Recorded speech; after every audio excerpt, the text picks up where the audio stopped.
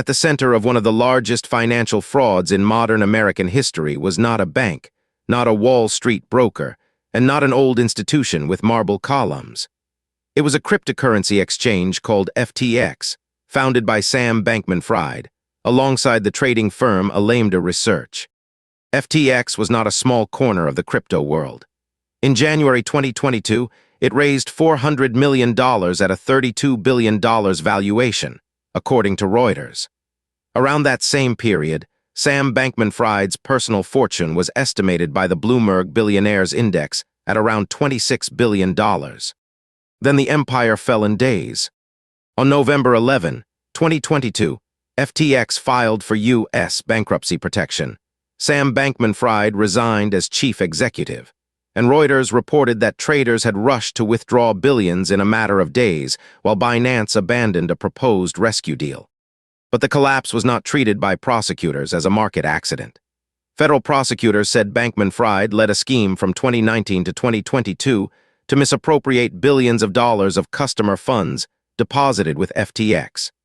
He was convicted by a federal jury on 7 counts of fraud and conspiracy in November 2023, sentenced in March 2024 to 25 years in prison, and in June 2026, the Second Circuit affirmed the judgment. This is the story of how trust was converted into deposits, deposits into leverage, leverage into illusion, and illusion into a criminal conviction. FTX presented itself as the future of finance, fast, global, technology-driven, and built for a generation that no longer trusted traditional intermediaries. But the court record described a different structure beneath the surface. FTX was a cryptocurrency exchange, Alameda Research was a cryptocurrency hedge fund and trading firm, and Sam Bankman-Fried controlled both. The Securities and Exchange Commission said FTX raised more than $1.8 billion from equity investors, including approximately $1.1 billion from about 90 U.S.-based investors, while Bankman-Fried promoted FTX as a safe and responsible crypto asset trading platform. The government's case was built around a simple contradiction: what customers and investors were told versus what was actually happening. According to the DOJ, Bankman-Fried repeatedly told customers, investors, and the public that customer deposits were safe, held in custody, kept separate from company assets, and not used by FTX. According to the DOJ, those statements were false. Bankman-Fried used FTX customer funds for personal use, investments, millions of dollars in political contributions to candidates from both parties, and repayment of billions of dollars in loans owed by Alameda Research. The SEC alleged that Bankman-Fried concealed the diversion of FTX customer funds to Alameda, concealed special treatment given to Alameda on the FTX platform, and concealed FTX's exposure to Alameda's holdings of overvalued, illiquid assets, including FTX-affiliated tokens. To investors, FTX was marketed as the responsible face of a reckless industry, the exchange with adult supervision, sophisticated risk controls, and a founder who testified before Congress. That image was reinforced everywhere the public looked. A Super Bowl advertisement, stadium naming rights, and celebrity endorsements built the impression of a crypto platform that behaved like a real financial institution. That image was central to the fraud, because it was the reason people trusted it with their money. From the outside, FTX looked like an exchange. From the inside, according to the evidence accepted by the jury, customer funds moved into Alameda while the public assurances continued. The rise was breathtaking because it combined 3 things: crypto market enthusiasm, institutional capital, and a founder who became the public face of a new financial era. In May 2019, Sam Bankman-Fried and Gary Wang founded FTX, according to Reuters. By July 2021, FTX had raised money at an $18 billion valuation. By October 2021, it reached a $25 billion valuation. By January 31, 2022, it raised $400 million at a $32 billion valuation. The speed mattered. FTX was not merely growing, it was gaining legitimacy. Reuters reported that investors in the January 2022 round included SoftBank, Temasek, and the Ontario Teachers' Pension Plan Board. These were not speculative retail buyers. They were some of the most sophisticated institutional investors in the world, and their presence told everyone else that FTX had been vetted. That legitimacy made the promise more powerful. FTX was marketed as a sophisticated exchange with automated risk systems. The SEC said Bankman-Fried promoted FTX as safe and responsible, specifically touting risk measures designed to protect customer assets. But the court record later described a hidden exception buried in the platform's own code. According to trial testimony described by the appellate court, Alameda was given special privileges, a $65 billion line of credit it could draw from FTX, and the ability to hold a negative balance that ordinary customers could never hold. Gary Wang, FTX's co-founder and chief technology officer, testified that when customers thought they had deposited money into FTX, some of those funds went into Alameda's bank account instead. The mechanism had a name. In the FTX codebase, a setting called Allow Negative was switched on for Alameda's accounts and no one else's. For a normal customer, the software would never let an account withdraw more than it held. For Alameda, that rule was removed. According to trial testimony, that single exemption let Alameda draw on FTX customer deposits almost without limit. And the line of credit was not a normal credit limit.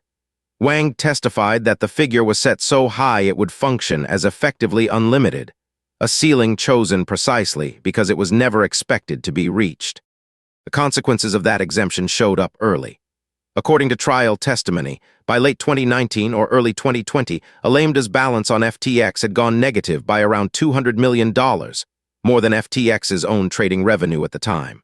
An ordinary business would treat that as an alarm. Instead, the arrangement continued and expanded, and the negative balance kept growing as Alameda drew on funds that belonged to FTX customers. Then came the contradiction that prosecutors put in front of the jury. During the same window this special access was being written into the code, Bankman-Fried publicly stated that Alameda's account was just like any other customer's, and that Alameda received no special treatment on the platform. The private reality, special code, special credit, negative balances drawn from customer deposits, was the opposite of the public statement. Prosecutors placed the two side by side. The internal engineering and the external reassurance, created in the same period, pointing in opposite directions. That is what turned a business failure into a criminal case. A company can lose money and go bankrupt without anyone going to prison. What the jury found here was not merely loss, but deception. Customers were told one thing about where their money was, while the code and the accounts did another. The public image was control. The legal record showed concealment. The turning point came in November 2022. According to the Second Circuit, on November 2, 2022, a version of Alameda's balance sheet was published by a cryptocurrency news site, triggering widespread customer withdrawals from FTX. Within days, withdrawals surged. Alameda's holdings in FTX-affiliated cryptocurrencies were depleted, and Bankman-Fried was forced to liquidate Alameda. Reuters reported that on November 6, 2022, Binance's chief executive said the company would sell its holdings of FTT, FTX's affiliated token. On November 7, Bankman-Fried publicly said FTX was fine and its assets were fine. On November 8, Binance said it was planning a deal to acquire FTX. On November 9, Binance walked away from the non-binding agreement. The reassurance and the reality were now visibly diverging in real time. The public message was stability. The private books showed a hole. By November 11, 2022, FTX, Alameda Research, and about 130 affiliated companies had entered voluntary Chapter 11 bankruptcy proceedings in Delaware. Bankman-Fried resigned as CEO, and John J. Ray Roman III, the restructuring specialist who had overseen the unwinding of Enron, was appointed to take over. What Ray found became one of the most quoted passages in modern corporate bankruptcy.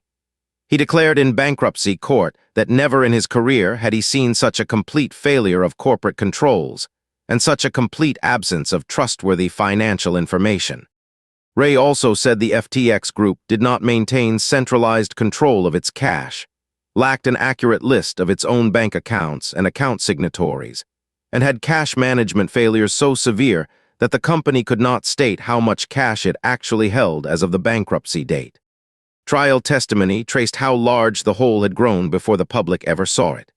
According to evidence at trial, months before the collapse, Bankman-Fried convened a meeting at FTX's Bahamas office to confront the size of Alameda's negative balance on FTX, a figure described in testimony as roughly $11 billion. The gap between what customers had deposited and what remained was not a sudden market shock. It had been building inside the books, while the public messaging stayed calm.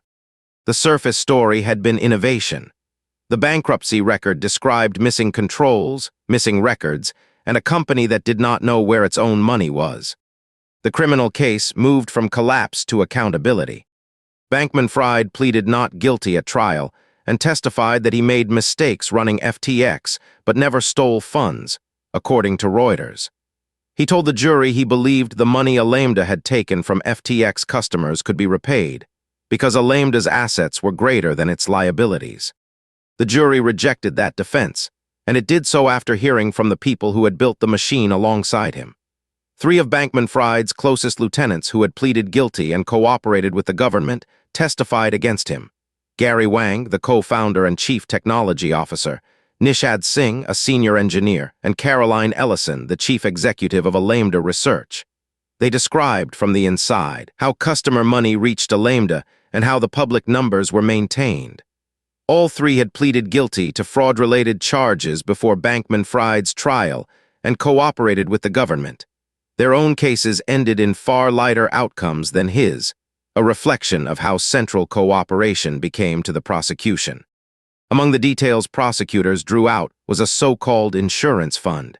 FTX displayed a large dollar figure on its website meant to reassure customers that the exchange held a reserve for emergencies. According to trial testimony, that displayed number was not real. It was generated by a formula rather than reflecting money actually held. After a 1-month trial before U.S. District Judge Lewis A. Kaplan, Bankman-Fried was found guilty of 2 counts of wire fraud, 2 counts of conspiracy to commit wire fraud, 1 count of conspiracy to commit securities fraud, 1 count of conspiracy to commit commodities fraud, and 1 count of conspiracy to commit money laundering. The losses were massive. The DOJ said Bankman-Fried misappropriated billions of dollars of customer funds, defrauded FTX investors of more than $1.7 billion, and defrauded Alameda's lenders of more than $1.3 billion. Prosecutors said he stole more than $8 billion of customer money. On March 28, 2024, Judge Kaplan sentenced Bankman-Fried to 25 years in prison, followed by 3 years of supervised release, and imposed forfeiture of more than $11 billion. At sentencing, the judge said Bankman-Fried had committed perjury and obstructed justice during his defense. Bankman-Fried appealed. On June 12, 2026, the U.S. Court of Appeals for the Second Circuit affirmed the judgment of the district court. The appellate court said the government's evidence was conservatively stated, robust, and described a defendant who reassured customers and regulators that their funds were safe while transferring billions from customer accounts to Alameda and elsewhere. The Second Circuit also rejected the heart of the defense theory, the idea that intending to repay customers later could excuse the deception. The court held that fraud occurs when a defendant tricks someone into handing over money or property, even if the defendant intends to make the victim whole later. In other words, the legal question was not whether crypto prices might recover. It was whether customers were deceived when their money was taken and used for purposes they had not authorized. The court's answer was yes. The FTX case is not only a story about cryptocurrency. It is a story about custody, disclosure, governance, and control. The lesson begins with a basic financial principle. Customer assets are not corporate working capital. In the FTX case, the DOJ said customers were told their deposits were safe, held in custody, kept separate from company assets, and not used by FTX. The DOJ said those statements were false. The second lesson is that valuation is not verification. FTX reached a $32 billion valuation in January 2022, backed by elite investors, yet John J. Ray Roman III later told the bankruptcy court that FTX suffered from a complete failure of corporate controls and a complete absence of trustworthy financial information. A high price and famous backers verified nothing about what was happening inside. The third lesson is that complexity can become camouflage. FTX was an exchange. Alameda was a trading firm. FTT was an exchange-affiliated token. The connections between them were exactly where the risk was hidden. The SEC alleged that Bankman-Fried concealed FTX's exposure to Alameda's holdings of overvalued illiquid assets, including FTX-affiliated tokens. The fourth lesson is that internal controls are not bureaucracy. A single line in the code, the allow negative exemption, was the difference between an exchange that protected deposits and one that could quietly spend them. Controls, records, and separation of accounts are not paperwork. They are the machinery that keeps customer money from becoming someone else's spending power. The fifth lesson is legal, and it is the one the appeals court underlined. A founder's belief that money can be recovered later does not erase deception at the moment the money is taken. The Second Circuit affirmed that principle when it upheld the conviction and the 25-year sentence. There is a sixth lesson, quieter than the others. The people best positioned to see the fraud were inside the company, the engineers who wrote the code and the executives who ran the trading firm. In the end, it was their testimony after they pleaded guilty and cooperated that helped convict the founder. Networks built on shared wrongdoing tend to hold only as long as the money flows. When the collapse came, the incentives that had bound the group together reversed, and the same insiders became the government's clearest witnesses.